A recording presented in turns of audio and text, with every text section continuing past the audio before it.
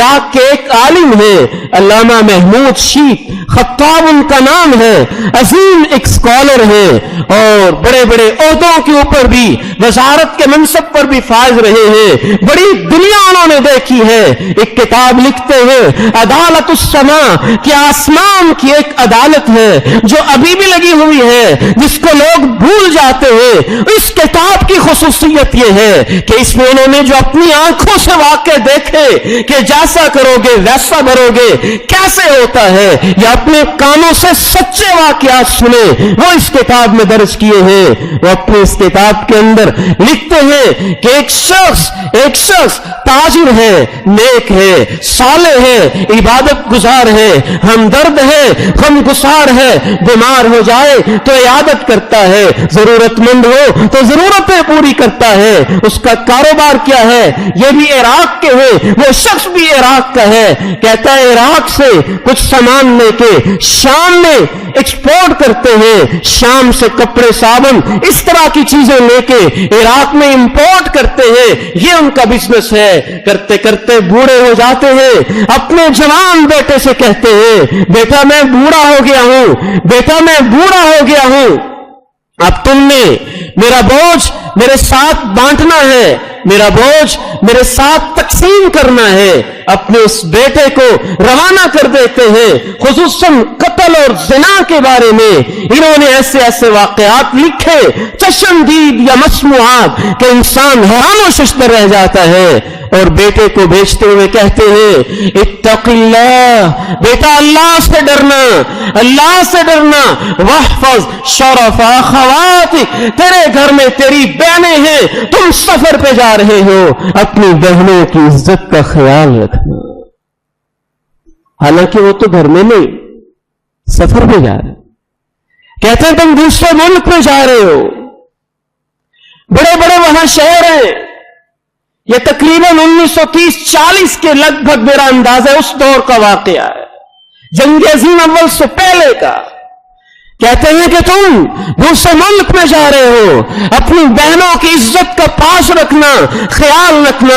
وہ نوجوان دوسرے ملک میں چلا جاتا ہے، شام کے شہر حلب کے اندر چند دن قیام کرتا ہے، عراق کی چیزیں وہاں بیچتا ہے، وہاں کی چیزیں خریدتا ہے۔ جب واپس آنا چاہتا ہے، شام گئے، رات کے اندھیرے میں ایک نوجوان دوشیزہ نوجوان بیٹی خوبصورت کپڑوں میں ملبوس اور سفید چہرے کے ساتھ چاندنی کی رات میں چمکتے دمکتے چہرے اور حسن و جمال کے ساتھ نظر آتی ہے۔ شیطان اس کے ذہن میں خیال پیدا کرتا ہے، یہ آگے بھاگ کے ظلم کرتے ہوئے اس کا بوسہ دیتا ہے، بوسہ دینے کے بعد شرمندہ ہو جاتا ہے، توبہ کرتا ہے اور کوئی کام آگے بڑھ کے نہیں کرتا، پھر یہ واپس آ جاتا ہے۔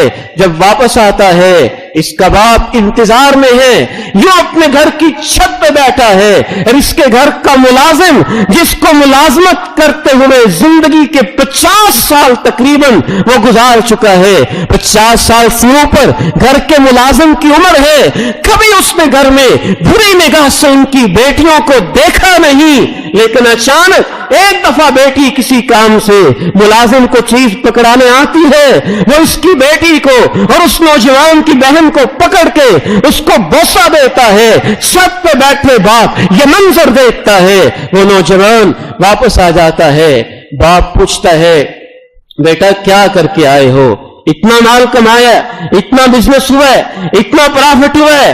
کہتے میں یہ نہیں پوچھنا چاہتا، میں بڑا شرمندہ ہوں بیٹے، میں اللہ کو گواہ بنا کے رب کی قسم دے کے تجھ سے پوچھتا ہوں کہ حلب شہر میں جہاں تم گئے تھے، کسی نوجوان بیٹی کا تم نے زبردستی بوسو کنار کا معاملہ کیا تھا اور اس کو بری نگاہوں سے دیکھا تھا، یہ مان جاتا ہے۔ پھر اس کا باپ کہتا ہے میرے گھر میں 50 سال کے قریب اس ملازم کو ہو گئے، اس نے تیری بہنوں کو کبھی بری نگاہوں سے نہیں دیکھا، ایک دن اس نے بھی مغرب کے قریب، مغرب کے بعد تیری بہن کا جب زبردستی بوسہ لیا، مجھے اسی وقت خطرہ ہو گیا تھا کہ تو نے اپنی بہنوں کی عزت کی حفاظت نہیں کی ہے۔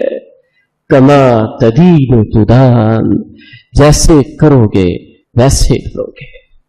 اور وہ पूरे यकीन से कहते हैं कि मुझे यकीन था कि मैं अल्लाह के हुकूक पूरे करने वाला, मैं इंसानों की खैरखाई करने वाला, मेरी बेटियां अल्लाह की हिफाजत में है। लेकिन जिस दिन मेरी बेटी के साथ मेरी निगाहों के सामने यह हरकत हुई, मैंने मुलाजिम को कुछ नहीं कहा, वो तो 50 साल से यहां था, लेकिन मुझे यकीन हो गया था मेरा बेटा किसी की बेटी के साथ खेल रहा है और उसकी सजा मेरे घर के अंदर मुझे मिल रही है।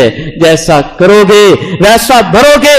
मजीद उस बुजुर्ग ने अपने नौजवान बेटे को कहा, बेटा तुमने एक दफा करने के बाद शर्मिंदा हो गए थे, ये भी शर्मिंदा हो गया था। अगर तुम आगे बढ़ते तो हमारे घर में भी ये बुराई आगे बढ़ जाती। इमाम शाफी रहमहुल्लाह कहा करते थे कि ये भी तो एक कर्ज होता है।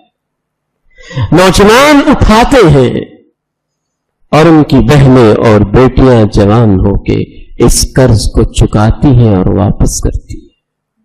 कमा तदीन तुदान, जैसे करोगे वैसे करोगे।